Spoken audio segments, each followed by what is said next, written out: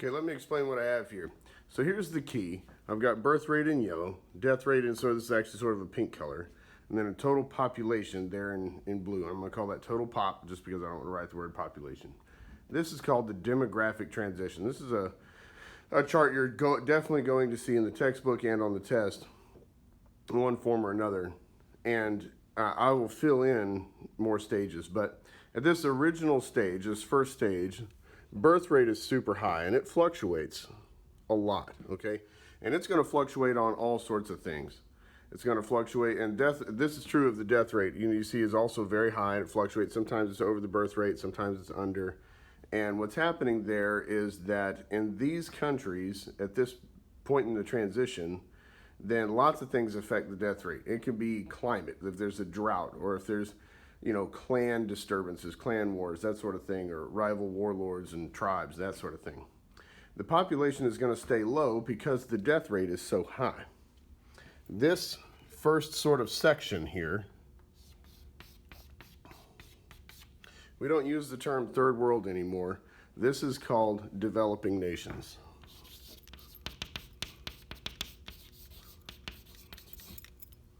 Okay? And then we have a huge shift starting to happen, is that our death rate starts to decline, but birth rate stays high. And so when that happens, if our birth rate's real high and our death rate is sinking, then that population is going to start coming right up, particularly about right here. Okay? And there's a lot of reasons for that. So why would your death rate drop? So this declining death rate is going to be due to a lot of things like medical care,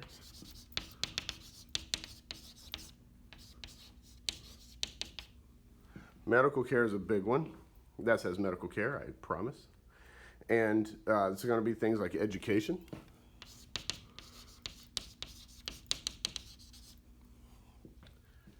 It's going to be access. I can't remember the country, but I think it's Chad or maybe Congo or something like that. I can't remember. It's one of those West African nations, but only 4% of the roads are paved. 4%. Okay, so if you need to go to the hospital, there are hospitals, but if you need to go to the hospital, it could take you a week to get there. Whereas on a paved highway, it could take you an hour. And so a lot of people even die simply because there is no access or just not correct access. There is medical care available. There are educated doctors and nurses and things like that, but do you have access to them? So that's what I mean by access.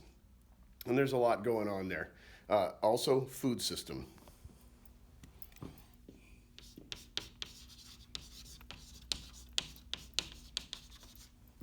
Food system is a big deal.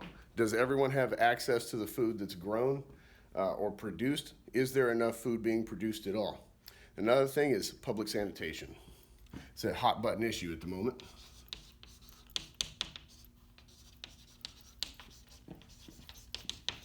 One of the main things to keeping your death rate down is public sanitation.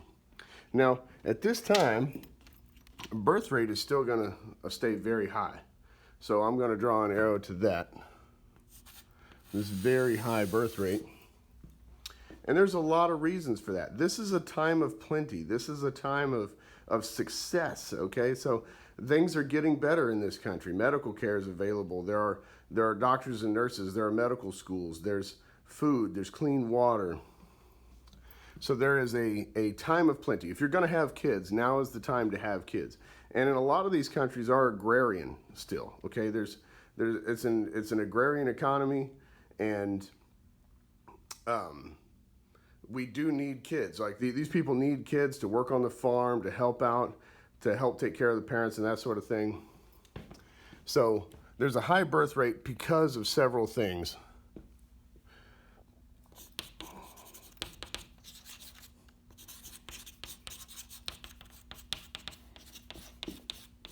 We have a time of relative success.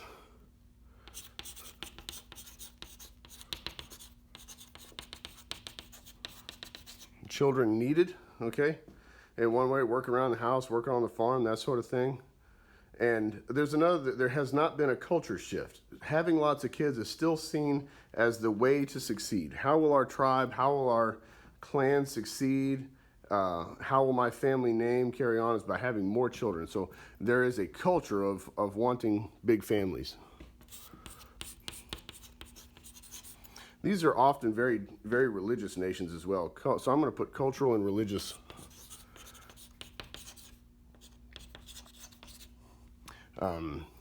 preference, right?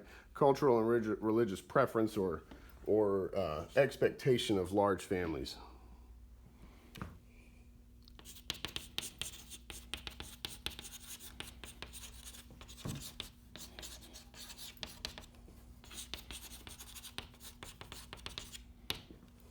There was a time here, even in the American West, where like if you had 8, 9, 10, 11 kids, then you were a successful woman. If you could raise them, you could feed them all, you were a successful man. And that was a mark of winning, of success, was having 8, 9, 10 kids. Now there's a culture shift, whereas if you had 10 kids, you're crazy, right? You get a TLC show if you got 8 kids because it's just so abnormal. Right around here, right when birth rate starts to drop, that marks the end of the transitional phase, transitional.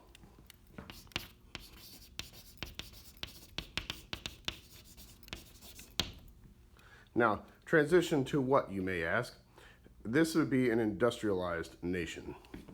And by the way, this population line, this blue line, should actually go a lot higher, but I left it low because I knew I was going to write up here. So actually that line should be up here somewhere. But, you know, it is what it is. I've got to keep that line just a touch low. So use your imagination. This phase here, our population is quite high. Death rate is down low. We've really got good medical care. We've got the food system figured out. People have access to food. There are social programs like soup kitchens and that sort of thing. There's a way for you to be taken care of, even if you're poor. Even if you're poor, your life expectancy is still pretty good. And if you're very wealthy, your life expectancy is very, very good. Now, you see the major shift here is in this birth rate. Okay, so why would the birth rate fall through the bottom like that? Well, in these industrialized nations,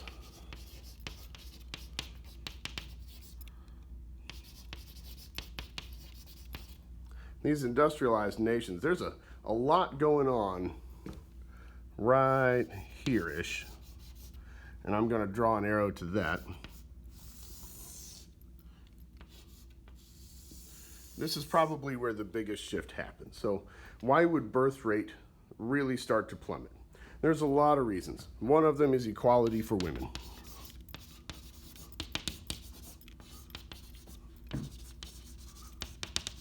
Okay, if things are equal for women, if there's equal rights and equal expectations, then a lot of women don't want to get married at 14 and have 12 kids. They want to work on their career. They want to go to school and finish school. Back here, in a lot of these countries, women aren't allowed in school. Women aren't allowed in school. Think about that. And there was a time when that was the case here, where college, high school and college was not for women. So this equality has to do with education for women. Also has to do with opportunity in the workforce. If you don't want to have 12 kids, you want to have one kid, have a nanny, and then work on your career and have a successful corporate career in an industrial nation, then you can, right? Because you have the right and cultural, it's a cultural norm for you to do so. It's not frowned upon. You're not ostracized from society if you don't really want to have 12 kids.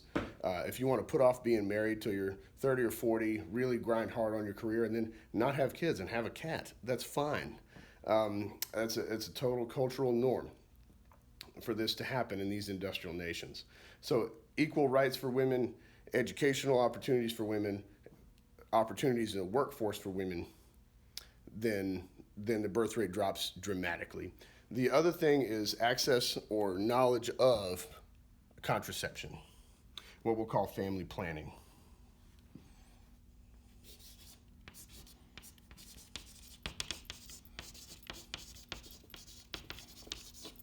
And that kind of has those subtitles too of education. Do you know about birth control? Do you know about Plan B? Do you know about condoms and things like that? Do you know about vasectomies and this sort of thing? And then, of course, access. Knowing that you can plan your family size, knowing that you're allowed to stop having children if you want is one thing. But having access to that family planning materials, and like if you want a vasectomy, then you can get one. If you want condoms, you can get one, that sort of thing. And it's not frowned upon, hidden from you, illegal, that sort of thing. Then you have access. You know about it and you can get it. The other thing here is rising cost of childcare.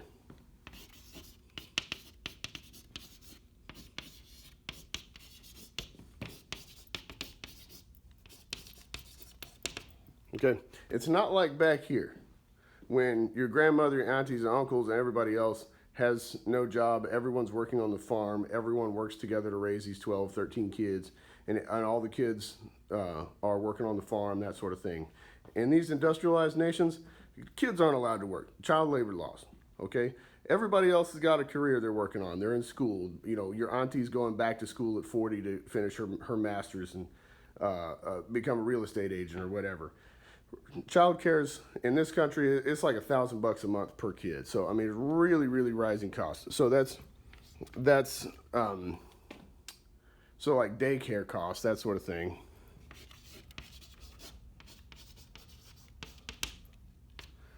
Also housing costs.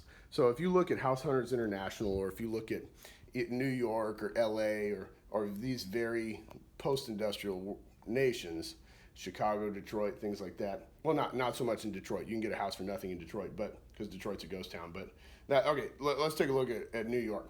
Let's say you want to have 3 or 4 or 5 kids in New York. Please go look at how much an apartment costs in New York, and then try to find yourself. Go look on any of the websites where homes and apartments are listed, and look at what a 5-bedroom apartment costs. And you're going to be staggered at the monthly cost. So housing these children becomes extremely expensive.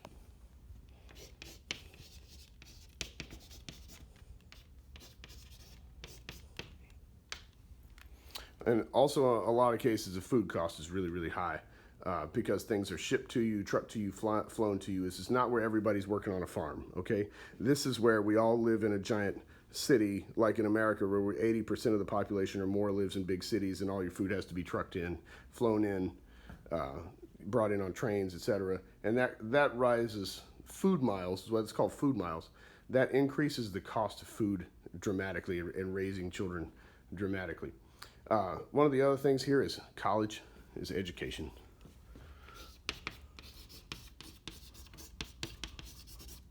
You're not going to have 8 kids in this country right now because it's going to be real hard to put any of them through any sort of college or trade school. Back here, no one goes to college or trade school, okay? Particularly if you have young girls, they're not even allowed in school, okay? So there's not even a chance of that happening. So we don't have to save for college if we're back here. What we're trying to do is subsistence living. We're chasing around fire ants and living off the land and hunting bush meat and, you know, walking miles for wood to boil water for sanitation, you know, that kind of sort of thing. We're not saving for college. Here we're saving for college. So you're only going to have a couple of kids. Out there, and I could keep going, but let's get on to post-industrial. So at post-industrial, there's a couple of signs of post-industrialism is an actual decreasing population.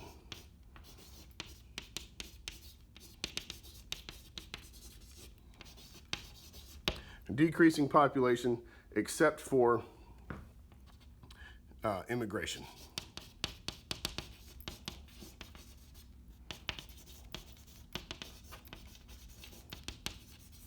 Not immigration, people coming in. So the United States would actually be decreasing in population. Right now we have about 330 million citizens, and that would be decreasing. And it would have been for the last probably 10, 15 years at least, except for immigration. The only reason our population is staying steady or going up just a touch, just barely, is from immigration. Now, if you look here, death rate is higher than birth rate.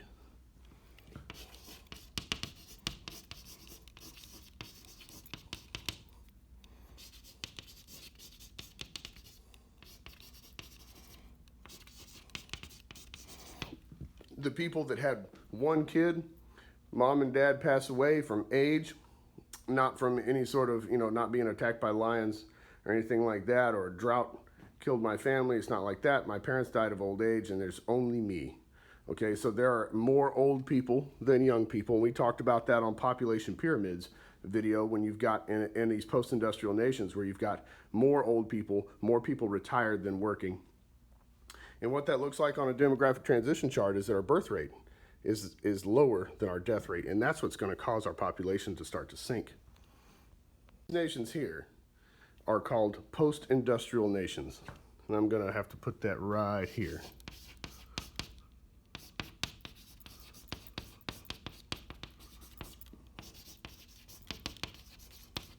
All right, I tried to actually condense this as much as I could. It's actually a huge, huge topic, is how a country progresses, even in this country, even in the state of Texas. Let's look at the state of Texas. You got back in the 1800s where there is no law. Imagine that. In Texas, there was a time when there was no law. Like France owned part of this state for a while, Spain, Mexico. Texas was its own country for a little while. It was annexed by the United States. So there's all this unrest. Nobody really knows who the government is. There is no law.